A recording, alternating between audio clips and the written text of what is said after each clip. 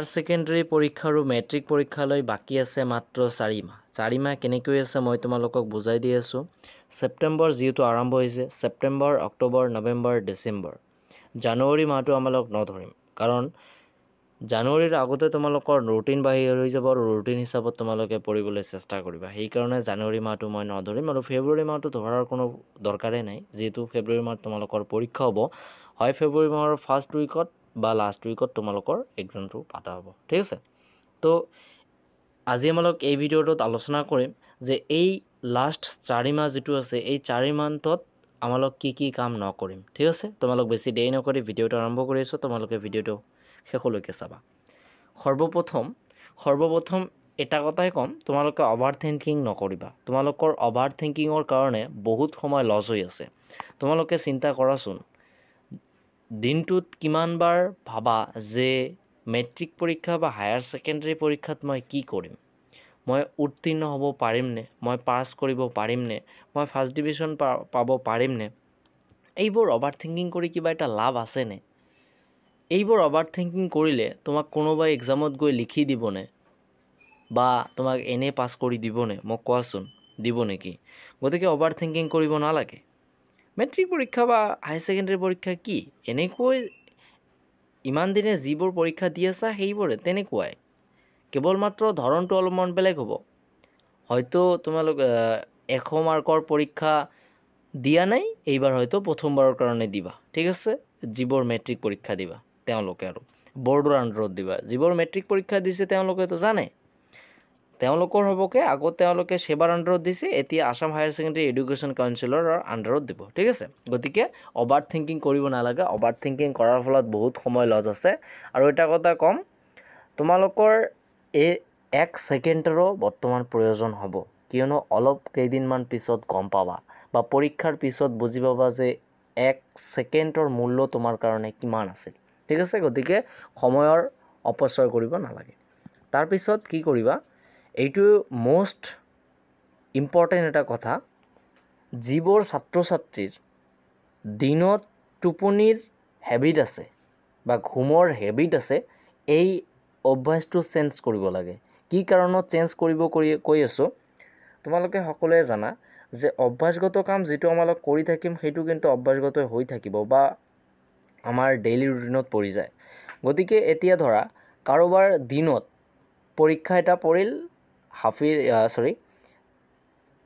ভাটিবেলা পৰি গ'ল 1টা to 4টা, 1 বজা to 4টা, আৰু দিনৰটো হ'ব তোমালোকৰ 9:30 পৰা 1:30 বজালৈ। ঠিক আছে, এনেকৈয়ে হ'ব। হয়তো টাইমটো অলপমান ঠিক হোৱা নাই, গতিকে তোমালোকক এনে মই উদাহৰণ দিয়াৰ কাৰণে কৈ আছোঁ। গতিকে কোনোবাই যদি দিনত ঘুম পাৰাৰ বা 10টা বজাত ঘুম পাৰাৰ অভ্যাস আছে, গতিকে এই যে প্ৰথম আগবেলা তোমালোকৰ যিটো পৰীক্ষা আছে সেই আগবেলাৰ মৰ্ণিং শ্বিফ্টত কিন্তু তোমাৰ অসুবিধা হ'ব, কাৰণ 10টামান বজাত তোমালোকৰ টোপনি আহিব। আৰু যাৰ 3টা বজাত বা 2টা বজাত ঘুম পাৰাৰ অভ্যাস আছে, তেওঁৰ কিন্তু 2টা বজাত ঘুম আহিবই, কাৰণ মই তোমালোকক অলপমান আগতে কৈছোঁ যে অভ্যাসগত কোনোবা এটা কাম যদি এদিন 2 দিন 3 দিন 4 দিন কৰি থাকা, 5 দিনৰ দিনা অট'মেটিক সেইটো হৈ যাব। নিজকে প্ৰশ্ন কৰা যে এতিয়া অট'মেটিক হৈ যাব মানেটো কি?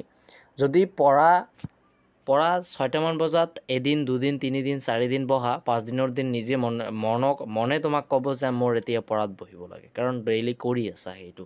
গতিকে দিনত ঘুম পাৰাৰ অভ্যাসটো এতিয়া সলনি কৰা, নহ'লে কিন্তু পৰীক্ষাত গৈ অসুবিধাত পৰিবা।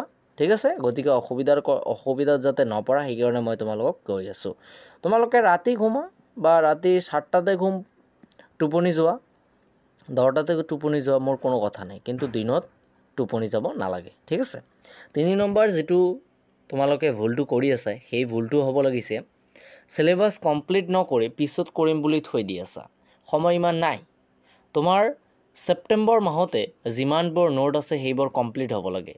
যিজনৰ 80% প্লাছ পোৱাৰ ইচ্ছা আছে, তেওঁ দেখা যে ছেপ্টেম্বৰতে সমূহ নোট কমপ্লিট কৰি লোৱাৰ পিছত তেওঁ মুখস্থ কৰিব, মুখস্থ কৰি লৈ তেওঁ ভালকৈ প্ৰিপাৰেশ্যন কৰিব। ঠিক আছে, আৰু ঘৰতে এক্সাম দিবলৈ ট্ৰাই কৰিব। ঠিক আছে, চিলেবাছ কমপ্লিট নকৰি পিছলৈ ঠেলি নিদিবা, গতিকে চিলেবাছ কমপ্লিট কৰা। যিহেতু চিলেবাছ তোমালোকে পাইছা অলৰেডি, চিলেবাছ কমপ্লিট কৰি দিয়া। তাৰপিছত 4 নম্বৰ যিটো ভুল নকৰিবা, সেই ভুলটো হ'ব লাগিছে নিলিখাৰ অভ্যাস কৰা। ঠিক আছে, তোমালোকে সকলোৱে কিন্তু নিলিখাৰ অভ্যাস কৰি আছা।